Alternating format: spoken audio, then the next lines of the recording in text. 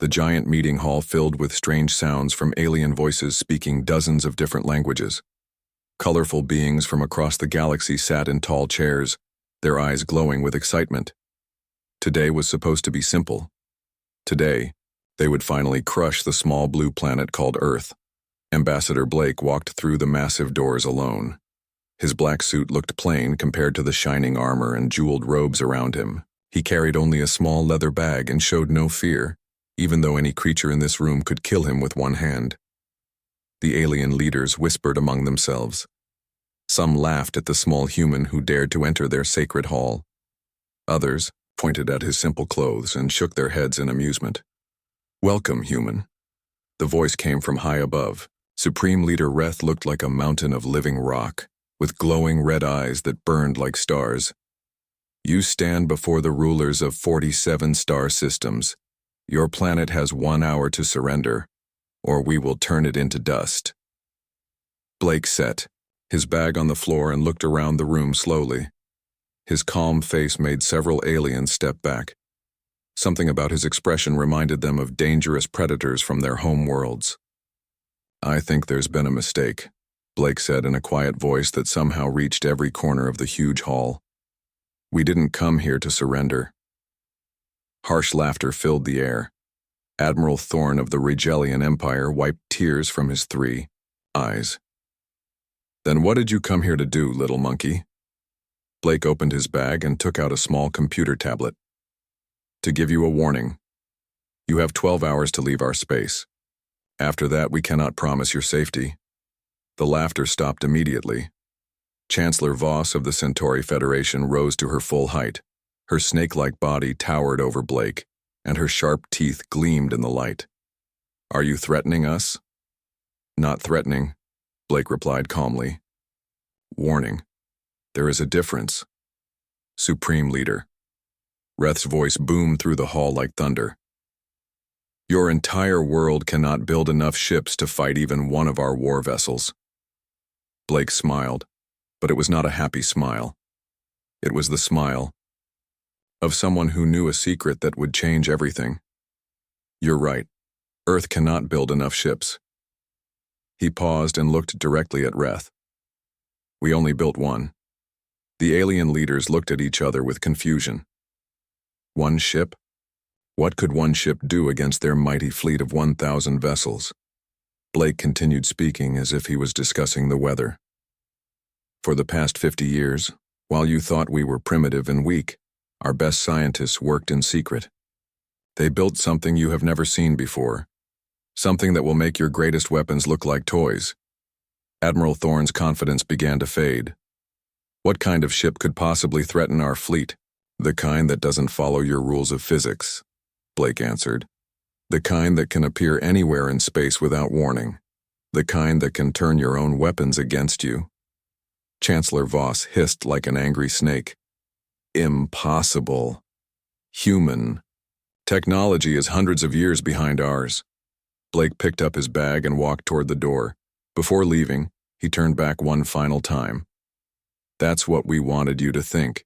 You see, while other species shared their knowledge and limited each other's growth, humans had to figure everything out alone.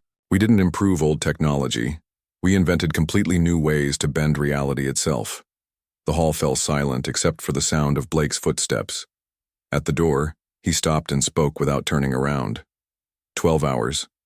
After that, don't say we didn't warn you." The massive doors closed behind him with a sound like thunder. For several minutes, no one spoke. The most powerful beings in the galaxy sat in stunned silence, trying to understand what they had just heard. Finally, Supreme Leader Reth found his voice. "One ship. They claim one ship can defeat our entire fleet." Admiral Thorn's 3 eyes narrowed as he thought about Blake's words. "Send scouts to their solar system. I want to know what they're hiding." "Already done," reported General Crix of the Altarian Navy. "Our sensors show normal human activity. A few orbital stations, some small fighters, and construction work around. Their moon. Nothing that could threaten us." But even as he spoke, those words felt wrong somehow. Blake's confidence had been too real, too calm. Humans were known for many things. But foolish bravery was not one of them. They were careful planners, who rarely took risks without good reasons. Chancellor Voss slithered closer to the main viewing screen. "Show me this construction around their moon." The image appeared, showing metal frameworks and building platforms surrounding the rocky satellite. It looked like any normal construction project, nothing special or threatening. "Magnify the energy." "Readings," Supreme Leader Reth commanded. The technician's tentacles danced over his controls. "Strange. The power signatures are unlike anything in our databases. The energy output is enormous, but we cannot identify the source." A chill ran through the assembled leaders. In thousands of years of galactic civilization, they had seen every type of technology. Energy weapons, shield generators, faster-than-light drives, all followed known scientific principles. But this was different. Admiral Thorne stood up from his chair. "Prepare the fleet for immediate departure. If the humans want to play games, we will show them what real power looks like." "Sir," his aide whispered urgently, "perhaps we should consider the humans' warning more carefully." "Warning?" Thorne's voice dripped with scorn. "They are bluffing, trying to scare us with tall tales and mysterious energy readings. When our fleet arrives at their pathetic planet, they will surrender, like all the others." But deep in his heart, Admiral Thorne felt something he had not experienced in decades of conquest. Doubt. Blake's eyes had held no fear, no desperation. Instead, they had shown something far more troubling. Pity. The alien leaders began filing out of the hall, each returning to their ships to prepare for what they believed would be an easy victory. None of them noticed the small device Blake had left behind, hidden under his chair. It was recording everything they said and transmitting it back to Earth through channels they could not detect or block. On the small blue planet they planned to destroy, humans received every word. In secret bunkers and hidden laboratories, the final preparations began. The moment they had feared and planned for had finally arrived. The galaxy's most powerful civilizations were coming to destroy Earth. They brought weapons that could crack planets and shields that could stop stars.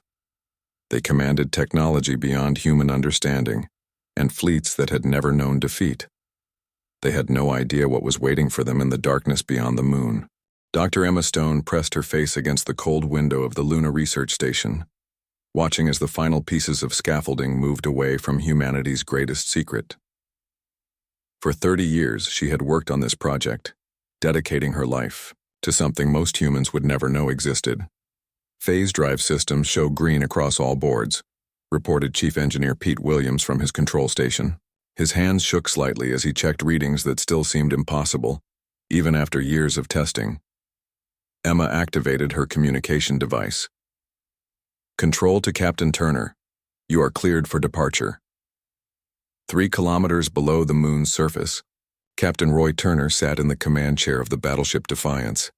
Around him, 200 of Earth's finest military personnel worked at stations filled with technology that seemed like magic, even to those who operated it daily.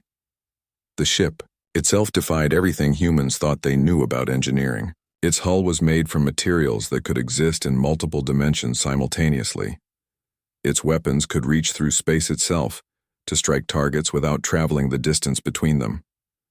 Its engines could fold reality like paper, allowing instant travel to anywhere in the universe. "Thank you, Control," Roy replied through his headset. "All stations report ready for phase jump." Lieutenant Sarah Kim, the ship's navigator, looked up from her console. "Sir, the alien fleet is holding position at the edge of our solar system. 1,000 ships, including 12 planet-killer-class dreadnoughts." Roy nodded grimly. "Time to show them what humanity learned while they thought we were playing with fire." The development of phase drive technology had begun during Earth's darkest hour. 50 years ago, deep space telescopes had detected the first alien survey ships approaching their solar system. Humanity realized they were not alone in the universe, and they were almost certainly not the strongest species out there. While politicians debated and military leaders planned conventional defenses, a small group of scientists began working on something revolutionary. They studied the fundamental forces that held reality together, looking for ways to bend the rules that governed space and time. Dr. Stone had been just a young graduate student when she first proposed that space itself might be flexible. Her professors laughed at the idea, but a secret government program took her seriously. They gave her unlimited resources and told her to prove the impossible. It took 20 years to build the first prototype phase drive. The device was no bigger than a basketball, but it could move objects instantly across vast distances by folding space between 2 points. The test results were so shocking that the project was classified at the highest levels. Initiating phase jump in 3, 2, 1. Mark, announced the ship's computer in a calm female voice. Space around the Defiance began to twist and bend. Reality stretched like rubber, creating patterns of light and shadow that human eyes were never meant to see. For a moment that felt like eternity, the ship existed everywhere and nowhere at once. Then with a flash that lit up the darkness between stars, the Defiance materialized in the center of the alien fleet. Admiral Thorne was drinking victory wine when his sensor officer screamed. The Regellian commander spun around to see his tactical display showing impossible readings. A massive human vessel had appeared from nowhere, surrounded by his ships. "How did they get through our sensors?" Thorne demanded, his 3 eyes wide with shock. "They didn't, sir," his tactical officer replied with a trembling voice. "Our sensors never detected them approaching. They just appeared." The human ship was enormous, nearly 3 times the size of Thorne's flagship. Its dark hull seemed to absorb light rather than reflect it, making it appear like a hole cut out of space itself. Strange energy patterns danced along its surface, creating designs that hurt to look at directly. Chancellor Voss's image appeared on Thorne's communication screen. "Admiral, what is that thing? My science team cannot identify the technology." Before Thorne could answer, every ship in the fleet received the same transmission. A calm human voice spoke in perfect galactic standard language. "This is Captain Roy Turner of the Earth battleship Defiance. You have violated human space and threatened our world. You have 4 hours to withdraw or face the consequences." Thorne found his voice and activated the fleet-wide communication system. "Human vessel, you are surrounded by 1,000 warships. Surrender now and we may allow your species to live as our servants." There was a pause. Then the human voice returned, sounding almost sad. "We tried to warn you. The first attack came from 12 different directions as the alien fleet opened fire with everything they had. Plasma cannons that could melt asteroids, quantum torpedoes that could crack moons, and gravitational weapons that could collapse stars, all focused on the single human ship. The weapons struck something and simply stopped, not deflected or absorbed, but frozen in space as if time itself had paused around the human vessel. The energy weapons hung in the air like deadly decorations, their light casting strange shadows on nearby ships. "Impossible," whispered Thorne, staring at readings his instruments insisted could not be real. Captain Turner's voice came through the communication system again, still unnaturally calm. "We learned how to fold space for travel. It wasn't difficult to fold it for defense as well." As he spoke, the frozen weapons began to move again, but now they were traveling in the opposite direction. Every shot the alien fleet had fired was returning to its source with perfect accuracy. 3 alien destroyers vanished in flashes of light as their own weapons struck them. 5 more suffered critical damage as plasma bolts designed to penetrate enemy armor found their way through their own shields. "Cease fire!" Thorne screamed into his communicator. "All ships cease fire immediately." But the lesson was not over. The human ship began to move, but not in any way that made sense. It seemed to slide through space without using engines, appearing beside one alien vessel after another. Each time it paused near an enemy ship, something impossible happened. The bridge of the Centauri flagship simply vanished, leaving Chancellor Voss and her crew floating in spacesuits. The engine section of an Altarian cruiser found itself on the other side of the solar system, leaving the rest of the ship drifting helplessly. Weapon systems disappeared from their mountings, reappearing as scattered components floating in empty space. "They're not destroying us," realized General Crix, watching from his damaged command ship. "They're taking us apart piece by piece. Within minutes, the 1,000-ship fleet was reduced to floating wreckage and emergency life pods. Not a single alien had died unless they chose to fight to the very end, but their military power was completely eliminated. Supreme Leader Reth's voice crackled through the emergency communication channels from his crippled flagship. "This is impossible. You have violated the fundamental laws of physics." Captain Turner's reply came through clearly. "We learned that physics has more rules than your species discovered. We had to learn them all, because we were facing extinction from forces we could not fight with conventional methods." Admiral Thorne floated in his escape pod, staring at the human ship through the small window. It looked peaceful now, its weapons powered down, but he had seen what it could do. One vessel had defeated the combined military might of 47 civilizations without breaking a sweat. "What do you want from us?" Supreme Leader Reth asked, his voice carrying a note of something that might have been fear. The human captain's answer was simple and terrifying in its implications. "Leave humanity alone. Never threaten Earth again. Consider this your only warning." The transmission ended, leaving the survivors of the great fleet floating in silence among the wreckage of their pride. They had come to conquer a primitive world, and instead had encountered something beyond their understanding. The age of galactic dominance through superior firepower was over. Humanity had introduced new rules to the universe, and everyone else would have to learn how to live by them. News of the Great Fleet's defeat spread across the galaxy faster than light itself, carried by quantum communication networks that suddenly seemed primitive compared to what the humans had demonstrated. In throne rooms and command centers throughout known space, the most powerful beings in the universe watched tactical recordings that challenged everything. They thought they understood about warfare. Emperor Dax, of the Andromedan Empire, crushed his steel throne's armrest as the holographic display showed the human ship, making his allies' weapons disappear into empty space. His cybernetic implants sparked with fury, but behind his artificial eyes, calculations ran constantly. Every simulation his war computers produced showed the same result: complete annihilation of Andromedan forces. "One ship," he growled to his assembled generals. "A single vessel destroyed 1,000 of our finest warships without firing a single conventional weapon." General Val stepped forward carefully. His scarred face bore the marks of dozens of battles, but he had never seen anything like the recordings from the Sol system. "My lord, perhaps we should reconsider our planned invasion of human space." The Emperor's laugh was like grinding metal. "Reconsider? The Andromedan Empire has conquered 40 systems. We have weapons that can boil oceans and shields that can stop supernovas." "And yet," Val replied quietly, "the humans made all of that irrelevant in 10 minutes. Meanwhile, in the crystal spires of the Vegan Confederacy, Prime Minister Lin paced before a holographic display showing the impossible geometry of the human ship's movements. Her crystalline body refracted the chamber's light into nervous patterns that her advisors had learned to read like warning signs. Dr. Rex, her chief scientist, clicked his insect-like mandibles as he reviewed the data for the 100th time. The phase drive technology alone represents a leap forward that our greatest minds never imagined possible.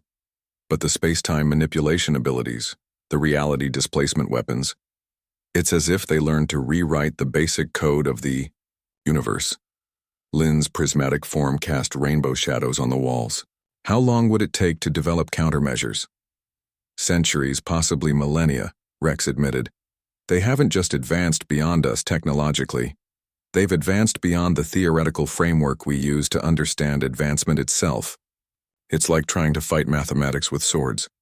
In the depths of space, merchant vessels and exploration ships carried the news to the farthest corners of known civilization. Trading posts and frontier settlements buzzed with rumors that grew more incredible with each telling, but even the wildest stories fell short of the truth.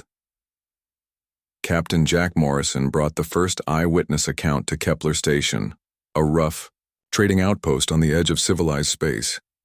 The cantina fell silent as he described what his cargo ship's sensors had recorded from a safe distance. "I watched them disable an entire dreadnought fleet without killing anyone," he told the stunned crowd. "They could have vaporized every ship and crew in seconds, but they chose to disable them instead." left the crews floating in life pods, perfectly safe. A massive Rigelian trader in the corner lifted his boulder-like head. Mercy from a species that could destroy us all. That's unprecedented in galactic history. That's what makes them terrifying, corrected a Centauri arms dealer, her serpentine body coiled nervously around her chair. A species with unlimited destructive power but enough wisdom to use it carefully. They could conquer the entire galaxy in a matter of weeks, but they choose not to. The arms dealer's words spread through the station like wildfire. Within hours, every communication array was transmitting the same question to governments across the galaxy. If the humans could destroy anyone but chose not to, what did that make them? Back in the halls of power, emergency sessions convened on dozens of worlds. The Rigelian Senate met in closed session for 16 straight hours, debating whether to offer tribute or surrender. The Altarian High Command activated their deepest bunkers and began preparing for a siege that might never come. But the strangest response came from the species that had always lived in the shadows of the great powers.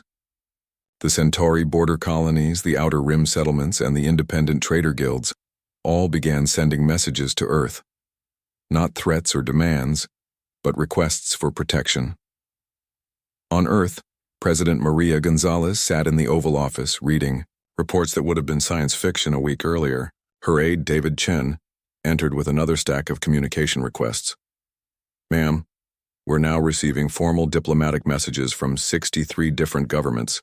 37 are requesting immediate peace treaties.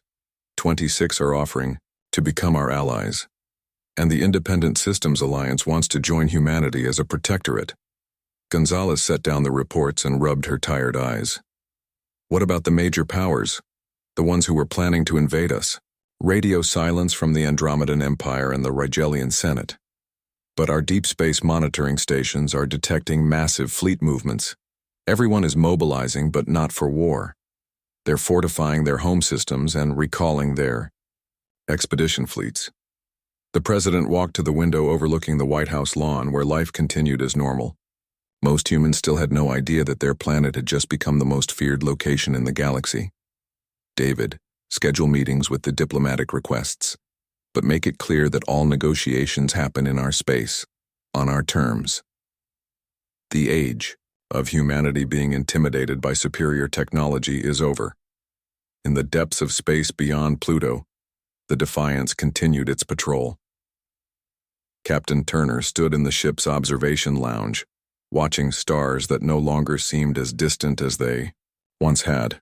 Dr. Stone joined him, both of them changed by the weight of what they had done. Any regrets? Turner asked. Stone considered the question while watching a Vegan exploration ship maintain a respectful distance of several light years from Earth's solar system. We showed them that a better way exists, that conflicts don't have to end in genocide. Whether they learn from that example or not is up to them. And if they don't learn? Stone's smile was both sad and determined. Then we'll remind them why they should. The universe is vast enough for everyone, but only if everyone agrees to share it peacefully.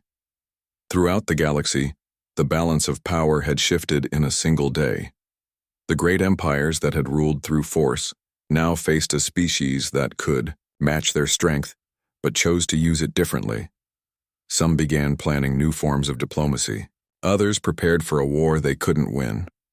But all of them understood one simple truth. The humans had introduced new rules to galactic civilization. Rules that couldn't be broken by superior technology or overwhelming numbers. The age of conquest was ending. What would replace it remained to be seen, but everyone knew that humanity would have the final say in shaping the galaxy's future. In the farthest reaches of space, alien scouts reported the same message back to their governments. Earth's single battleship continued to patrol the boundaries of human space, visible to anyone who looked but untouchable to those who might threaten it. The message was clear. Humanity was willing to share the galaxy, but only with neighbors who came in peace.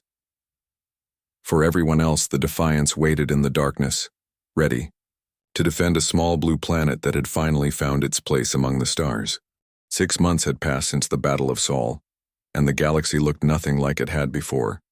Trade routes that had operated for millennia suddenly changed course to avoid human space. Military exercises that once projected power now focused on defensive positions. Most telling of all, the word human had entered the vocabulary of every known language as a synonym for impossible. Ambassador Blake walked through the corridors of the newly constructed Titan Station, humanity's first deep space diplomatic facility. Built from salvaged alien technology and human innovation, it orbited Jupiter and served as neutral ground for species too proud to come to Earth directly, but too afraid to ignore humanity entirely. The station buzzed with activity as representatives from across the galaxy arrived for what historians would later call the Titan Conference. Unlike the grand chambers where the old Galactic Council had met, these meeting rooms were designed for cooperation rather than intimidation. Admiral Thorne of the former Rigellian Empire waited in Conference Room 7, his three eyes studying holographic star charts that showed the new reality of galactic politics. His once mighty fleet now served as a patrol force for Rigellian space, keeping pirates and raiders away from civilian ships. "Admiral," Blake said as he entered, extending a hand in the human gesture of greeting that was becoming universal. "Thank you for coming." Thorne's primary eye focused on the human diplomat. "I had little choice. My government needs to understand what humanity wants from us." Blake took a seat across from the alien officer. "The same thing we want from everyone: peace, trade, the freedom to develop without interference." "That's all?" Thorne's skeptical tone reflected months of sleepless nights trying to understand human motivations. "You could demand tribute from half the galaxy. You could claim any territory you wanted. Instead, you ask for nothing?" "We ask for everything," Blake corrected. "We ask for a galaxy where no species lives in fear of extinction, where technological development isn't controlled by those who got there first, where conflicts are resolved through negotiation rather than planet-cracking weapons." Meanwhile, in Conference Room 3, Chancellor Voss of the Centauri Federation coiled her serpentine body in the specially designed chair that accommodated her anatomy. Across from her sat Dr. Stone, now serving as humanity's chief science diplomat. "Your phase drive technology," Voss began without preamble, "could revolutionize galactic civilization. Instantaneous travel between any 2 points in space would eliminate the resource conflicts that have driven warfare for thousands of years." Stone nodded. "That's exactly why we're willing to share it, but only with species that commit to certain principles, which are: no member of the Alliance may threaten another member with extinction. No species may artificially limit another's technological development. Each civilization maintains complete autonomy within their established territories." Voss's forked tongue flicked out as she considered the implications. "And if a species violates these principles? Then they lose access to the technology," Stone replied simply. "And if they threaten genocide, we respond personally." The casual way she said those last words sent chills down Voss's spine. The humans had demonstrated their ability to appear anywhere in the galaxy, without warning, and disable entire fleets without killing anyone. The threat of their personal response carried weight that no other diplomatic arrangement in galactic history had possessed. In Conference Room 1, the most important meeting of all was taking place. Supreme Leader Reth, his massive stone body, barely fitting through the doorway, sat across from President Gonzalez herself. The leader of the former Galactic Council faced the representative of the species that had made his authority irrelevant. "You offer partnership to those who planned your extinction," Reth said, his voice like grinding boulders. "This is unprecedented in galactic history, because we learned something that other species haven't figured out yet," Gonzalez replied. "The alternative to cooperation is eventually facing extinction ourselves. We got lucky and developed the technology we needed just in time. Others might not be so fortunate." Reth leaned forward, his red eyes glowing brighter. "And what if we refuse your alliance?" "Then you continue as you always have," the president answered. "But you do so without threatening humanity or our allies. The galaxy is vast enough for everyone, but only if everyone agrees to share it." As the diplomatic meetings continued, other events shaped the new galactic order. The Independent Systems Alliance had formally requested human protection, after their mining colonies came under attack from Andromedan raiders. 3 human ships, smaller cousins of the Defiance, had appeared in the contested system and ended the conflict by relocating the attacking fleet to empty space, leaving them stranded but alive. Emperor Dax watched the reports from his throne room, his cybernetic implants calculating possibilities faster than organic minds could follow. His military advisors had presented 17 different invasion scenarios, and every single one ended in complete defeat. "They multiply," General Val reported grimly. "Intelligence suggests humanity now has at least 5 ships with phase drive capability, all smaller than their original battleship, but each one capable of disabling our entire fleet." "How is this possible?" Dax demanded. "It took them 50 years to build the first one." "Because they were learning how to build it," Val explained. "Now that they know the process, construction appears to be much faster." The Emperor's artificial hand crushed the arm of his throne as he contemplated the end of Andromedan expansion. For generations, his people had conquered worlds and enslaved populations. Now they faced a species that could prevent their aggression without becoming aggressors themselves. Back on Titan Station, the real work of reshaping galactic civilization had begun. Species that had been enemies for millennia found themselves sitting at the same table, discussing trade agreements and mutual defense pacts. The threat of human intervention had created something unprecedented, a reason for everyone to get along. Captain Turner arrived at the station aboard the Defiance, now serving as humanity's mobile diplomatic platform. His ship's presence in the Jupiter system sent a clear message to all attendees. These negotiations had enforcement backing them up. He met with Blake in the station's observation lounge, both men looking out at the assembled fleet of diplomatic vessels from dozens of worlds. "Any problems?" Turner asked. "The usual posturing and territorial disputes," Blake replied. "But nobody's talking about conquest anymore. Fear of human retaliation has accomplished what thousands of years of traditional diplomacy couldn't." Turner studied the alien ships with a tactical eye. "And if fear isn't enough, then we show them again why it should be," Blake answered.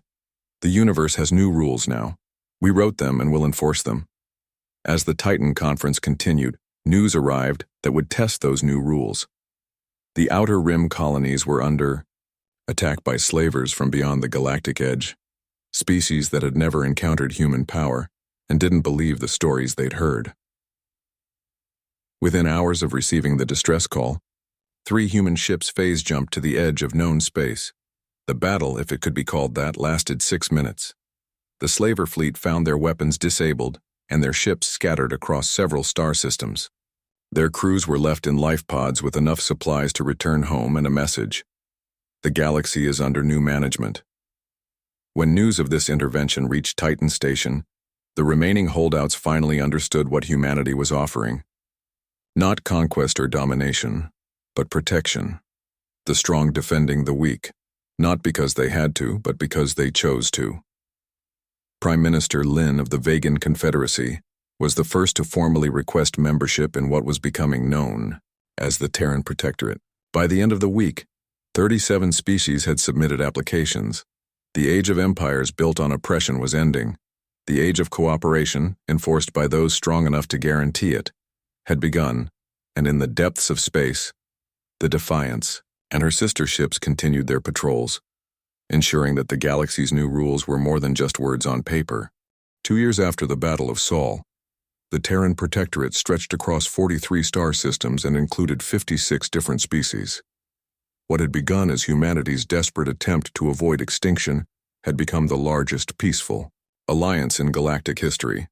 Ambassador Blake stood at the helm of the diplomatic vessel Harmony, watching as the first joint colonization fleet prepared to depart for the Andromeda Galaxy. The ships in the formation came from dozens of different worlds: sleek vegan science vessels, sturdy Rigelian cargo haulers, and elegant Centauri exploration craft, all equipped with human phase drive technology. The journey that should have taken thousands of years would be completed in 3 days. More importantly, the expedition represented something unprecedented in galactic history: former enemies working together to explore the unknown rather than fighting over limited resources. Doctor. Stone joined Blake at the observation window, both of them older now but energized by the possibilities they had helped create. The Andromedan Emperor finally agreed to the peace treaty, she reported. His empire will be the 44th system to join the Protectorate. Blake smiled as he watched a massive Andromedan battleship take position in the colonial fleet, its weapons removed and replaced with farming equipment and medical supplies. What changed his mind? His people did, Stone replied. When they learned that Protectorate members get access to phase drive technology, there were protests in every major city. They demanded their government join so they could explore new worlds instead of conquering existing ones. The transformation hadn't been immediate or easy. Many species had initially resisted joining an alliance created by the newcomers who had humiliated their greatest fleets. But the benefits of membership proved too valuable to ignore. Phase drive technology had revolutionized galactic civilization in ways no one had anticipated. Instant travel between any 2 points in space eliminated the resource scarcity that had driven most conflicts. Worlds rich in minerals could trade instantly with agricultural planets. Scientific knowledge could be shared across thousands of light years without delay. Most importantly, no species could threaten another with extinction when their enemies could appear anywhere without warning. Captain Turner walked onto the bridge of the Defiance, now the flagship of a small but incredibly effective peacekeeping fleet. His ship had been joined by 7 sister vessels, each capable of maintaining peace across multiple star systems. Captain, reported Lieutenant Kim, we're receiving a distress call from the Kepler system. Unknown raiders are attacking civilian shipping. Turner settled into his command chair with the calm confidence of someone who had faced impossible odds and won. Plot a course and prepare for phase jump. Time to remind the galaxy why piracy is no longer profitable. The Defiance and 2 escort ships vanished from their patrol route near Earth and materialized in the Kepler system moments later. The raider fleet, composed of ships from species that had refused to join the Protectorate, found themselves surrounded by vessels that shouldn't have been able to reach them for weeks. The battle followed the pattern that had become standard for human intervention. The raiders' weapons were disabled harmlessly, their engines relocated to distant parts of the system, and their crews left floating in life pods with enough supplies to return home. No one died, but the message was clear. Piracy would not be tolerated in Protectorate space. What made this intervention different was the response. Instead of human ships handling the cleanup, vessels from the Regelian and Centauri navies phase-jumped in to assist. Former enemies now worked together to rescue the raider crews and provide them with safe passage home. Back on Earth, President Gonzalez met with her science advisors in the newly expanded Situation Room, which now included holographic displays, showing the entire galaxy.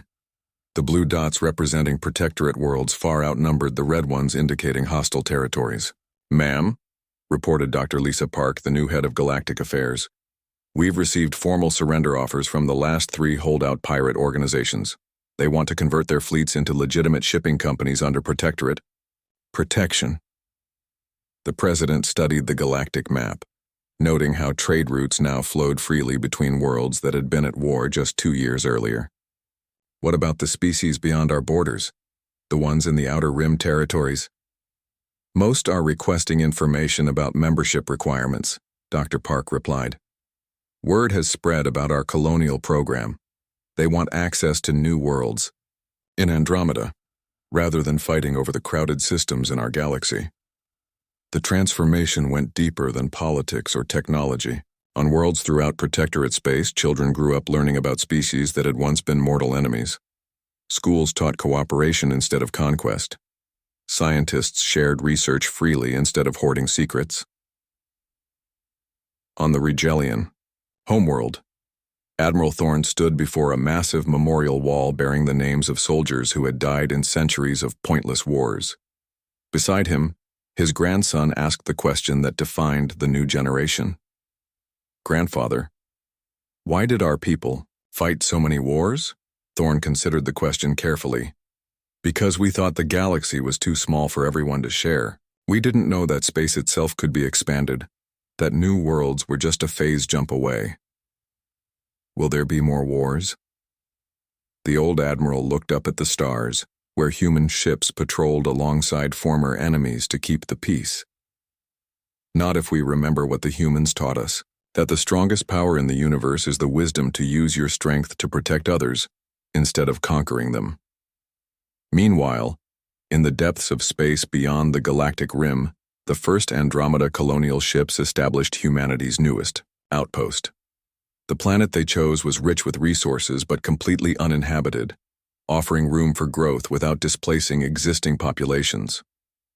The colonists came from 17 different species, united by shared goals rather than shared biology. Human engineers worked alongside vegan scientists and Centauri farmers to build cities that could accommodate the needs of every inhabitant. Captain Turner received regular reports from the colonial expedition, while the Defiance maintained its patrol of local space. The reports painted a picture of cooperation that would have been impossible just 3 years earlier. "Sir," Lieutenant Kim announced, "incoming transmission from Titan Station. Ambassador Blake requests immediate consultation." The holographic image of Blake appeared on the bridge, but he wasn't calling from the diplomatic station. Behind him, Turner could see the distinctive crystalline architecture of the Vegan homeworld. "Captain, we have an unprecedented situation," Blake reported. "The Vegan government has discovered something in their archaeological surveys, evidence of an ancient civilization that possessed technology similar to our phase drives." Turner leaned forward in his chair. "How ancient?" "Preliminary estimates suggest at least 50,000 years. The ruins are scattered across multiple systems, but the technology appears to have been abandoned rather than destroyed."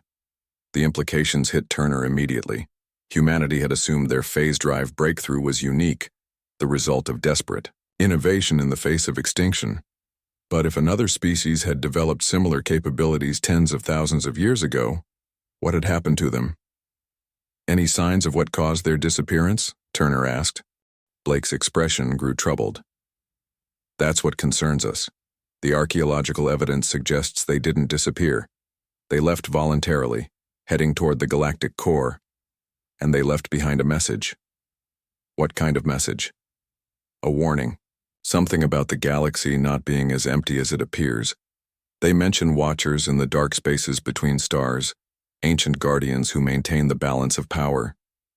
Turner felt a chill run down his spine. Humanity had assumed they were the first species to develop reality-bending technology, but what if they were simply the first to do so in recent history? What if there were older, more powerful beings watching from the shadows? Dr. Stone's voice came through the communication system from her position in the ship's science section. "Captain, I've been analyzing the archaeological data. The energy signatures from these ancient ruins are remarkably similar to our phase drive technology, but there are differences. Their version appears to have been more advanced, capable of manipulating time as well as space." The bridge fell silent as the implications sank in. If the ancient civilization had possessed technology superior to humanity's greatest achievement, and they had fled toward the galactic core, what were they running from? "Blake," Turner said finally, "recommend that all protectorate worlds increase their deep space monitoring and send a message to Earth. The President needs to know that we might not be alone at the top of the technological ladder." As the transmission ended, Turner looked out at the stars with new uncertainty. For 3 years, humanity had assumed their phase drive technology made them the most advanced species in the galaxy. They had used that assumption to build a peaceful alliance based on strength and wisdom. But if there were older, more powerful civilizations still active in the galaxy, the Terran Protectorate might face challenges that couldn't be solved with superior technology and good intentions. In the observation lounge of the Defiance, Turner met with his senior officers to discuss the implications of the archaeological discovery. The ship that had once been humanity's only hope had become the flagship of a galactic alliance, but it might soon face threats that made their previous challenges look simple. "Sir," Lieutenant Kim asked, "if these ancient beings are still out there, why haven't they made contact?" Turner studied the star charts showing Protectorate space, now spanning nearly a quarter of the galaxy. Maybe they have been making contact. Maybe every species that develops phase drive technology receives the same choice our ancestors made: join the galactic community, or head for the deep dark to avoid something worse. Dr. Stone entered the lounge with her analysis report. I've been thinking about the timeline. These ancient ruins date back 50,000 years, but they're not the oldest structures in the galaxy. There are traces of even earlier civilizations, some dating back millions of years. Multiple waves of technological development, Turner realized. Each one reaching the same breakthrough we achieved, then either joining something larger or disappearing into deep space. Which raises the question, Stone continued, of what happens when a species like humanity refuses to disappear quietly. We didn't just develop phase drive technology. We used it to unite the galaxy instead of running away. Turner smiled grimly. Then I guess we'll find out if the Watchers in the Dark approve of our methods. The galaxy is at peace for the first time in recorded history. Whatever comes next, we'll face it together. The Defiance continued its patrol of the space lanes where former enemies now traveled as friends, carrying trade goods and cultural exchanges instead of weapons of war. Humanity had introduced new rules to galactic civilization, creating an alliance based on cooperation rather than conquest. Soon, those rules might be tested by forces older than recorded history.